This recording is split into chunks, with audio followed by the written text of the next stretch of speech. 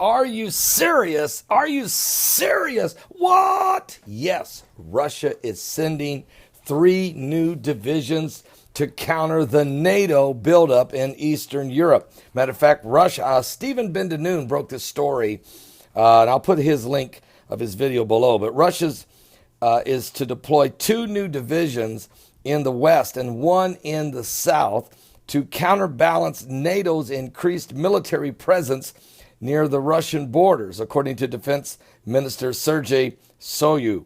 He announced it.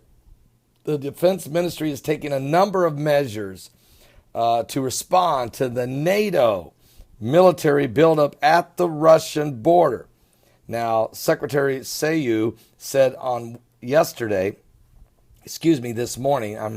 this morning, before the year's end, 2 new divisions will be formed in the Western Military District and 1 in the Southern Military District. So earlier, there were reports in the Russian media that there were 3 new divisions with 10,000 troops. Each may be deployed. NATO has been sending additional forces to Poland, the Baltic states, and elsewhere near Russian borders since 2014. It claimed that the deployments were necessary to build confidence of Eastern Europe members in the face of Russian aggression. Of course, they're talking about Russia's involvement with Ukraine. The perceived aggression was exemplified by the example of Crimea, when Russia actually went into Crimea and basically held a gun to the head of the people there and said, come back and join Russia. And they did. Also then, Ukraine, after the coup in Kiev, the former Ukrainian region voted in a referendum to join Russia, which was described as an illegal annexation through military force by the new government in Kiev and its foreign allies. It didn't matter. It was done. Now, Moscow rejects this reasoning and said that the alliance was using the political crisis in Ukraine to justify its existence by playing the old Russia scaremongering card. Well, now, to be fair to the people of Crimea, though, 80% of them speak Russian. And they used to be part of Russia. And they're watching their own government fall apart. And then when Russian troops come in and roll tanks in and say, would you like to join us or stay with them? It's a pretty easy decision. Yes, Russia used a little bit of strong arming, no doubt. But it was effective.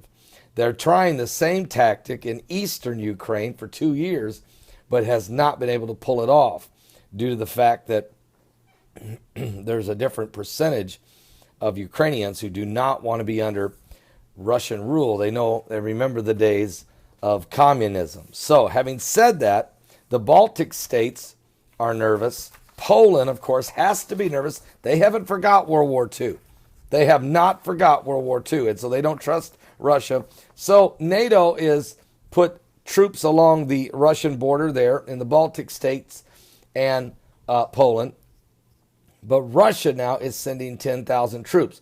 Now, I think some of this has to do with the fact that President Obama is a lame duck and Putin knows that he has no guts and that he draws red lines. They mean nothing. And I think Putin knows that whether Hillary Rodham Clinton or Donald Trump gets in office, both of them are kind of hawkish.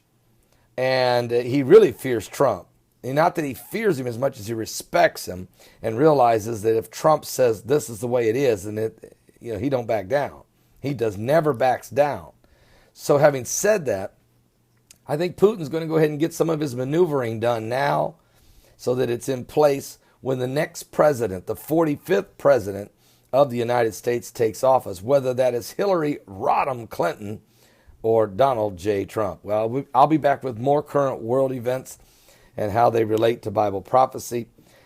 Stephen Ben-Danoon breaking this story. Good job, Stephen. God bless you, my brother.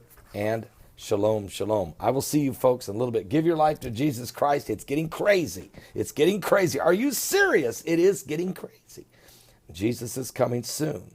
The world is very volatile, and it's going to be the next few months A lot of maneuvering is going to be going on by major nations trying to get things in position before the next president of the United States takes office. Are you saved? Give your life to Jesus Christ, because we don't know when he's coming, and it could be any time. Are you saved? Don't be left behind.